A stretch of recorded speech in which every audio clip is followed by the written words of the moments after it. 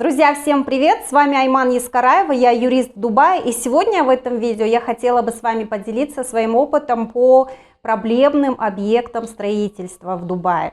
К сожалению, очень часто клиенты, которые приходят ко мне, которые потеряли свое имущество, вложили деньги, не получили квартиры, когда-то в строительные объекты вложились, они очень часто мне говорят, что ну как, это же Эмираты, как такое вообще возможно, но к сожалению, да, это возможно.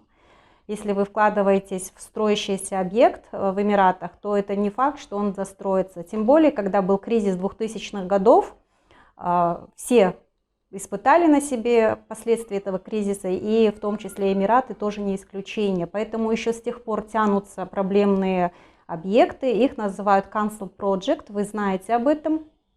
Если у вас есть такой объект, то это видео будет вам полезно, интересно послушать. Итак, подписывайтесь на мой канал, пишите свои комментарии и поехали. Первое и самое главное, что необходимо понимать, что да, это на самом деле проблема, и Дубай также, правительство Дубая с этим борется, пытается решить эти вопросы. Еще тогда, в 2000 году, когда произошли эти события, кризис повлиял и были дефолтные факты, правительство приняло ряд законодательных актов, которые защищают дольщиков, инвесторов. Был специально разработан закон, который, вы знаете об этом, escrow account.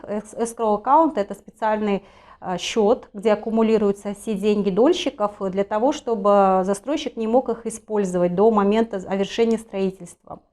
Вы должны знать, что все ваши деньги, которые вы сейчас будете ложить на строительные объекты, они должны отдельно уходить на escrow account, так называемый специальный банковский счет. Также на данный момент конкретно по этим отмененным проектам строительства в Дубае сначала был создан судебный комитет специальный по решению проблем дольщиков. Теперь же создан специальный комитет при земельном департаменте. В этой связи вам необходимо понимать следующие, самые главные факторы. Что вам необходимо делать как инвестору, потерявшему деньги на долевом участии. Первое, это самое главное, это проверить статус объекта. То есть постоянная проверка статуса объекта – это мониторинг. Всю информацию собирать по вашему объекту, на какой стадии, как решается данный вопрос. Второй, самый главный вопрос, очень важный, касательно персонально вас, вашего статуса в этом объекте. То есть какая у вас квартира, какой юнит, на вашем ли имени это записано, та ли сумма, которую вы на самом деле инвестировали, отражена в документах земельного департамента и в суде, ту ли сумму дал застройщик, те ли данные он по вам правильно указал. Все эти нюансы вам самим надо проверить, либо просто это будет делать за вас доверенное лицо здесь уже непосредственно в Эмиратах.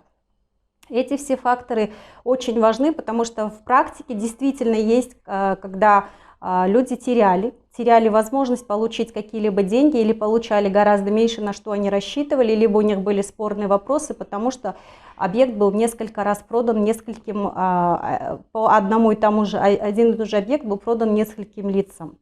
Поэтому это все необходимо проверить на стадии до решения, финального решения, потому что после финального решения эти вопросы уже будет исправить нельзя. Объективности ради нужно отметить, что на сайте суда Dubai Court вы можете посмотреть, что периодически появляется информация, что все дольщики обязаны, все инвесторы обязаны внести до определенной даты данные о себе в судебный департамент. На данный момент это делается в земельном департаменте. Если у вас будут вопросы, пишите мне отдельно в личное сообщение, я вам расскажу, бесплатно абсолютно подскажу, как это сделать, как сейчас это делается, то есть обновление вашего статуса в системе. Ну и самый последний, наверное, вопрос, который я хотела бы озвучить в данном видео, это то, как сейчас решаются эти вопросы. На данный момент вопросы решались тремя путями. Как это будет решаться в земельном департаменте, мы еще увидим, но то, как решалось в судебном департаменте, я могу поделиться своим опытом. Первое – это когда тот текущий девелопер, застройщик находил средства каким-то образом, получал кредиты и достраивал объект. То есть объект заново активировали, и людям надо было приготовить все те средства, которые они еще не довнесли, и дальше продолжать ждать когда строительство закончится. Второй важный тоже аспект, который помог решить проблему в этой связи, это нахождение нового застройщика. Новый застройщик приходит со своими деньгами, возможно, он что-то изменит в текущих договорах, возможно, сумма будет как-то изменена, скорректирована, но тем не менее объект будет дальше завершен, строительство будет завершено, и в конечном итоге инвесторы получат свои квартиры. И третье основание решить проблему – это продать ее с аукциона земельный участок. То есть здесь это самое классическое решение по закону, когда сама земля продается, и средства, вырученные с этого объекта, они просто распределяются между теми, кто потерял в свое время, теми, кто инвесторами, дольщиками, между ними соразмерно, пропорционально их вложенным долям распределяются. Друзья, это была Иман Искараева, это информация, общая информация по вопросам, связанным с недостроенными проектами в Дубае. И если у вас есть какие-либо вопросы, пишите в комментариях, обратитесь ко мне непосредственно. Подписывайтесь на мой канал, подписывайтесь на меня в Инстаграм, где я более подробно освещаю те или иные вопросы по законодательству Эмират. И спасибо за внимание.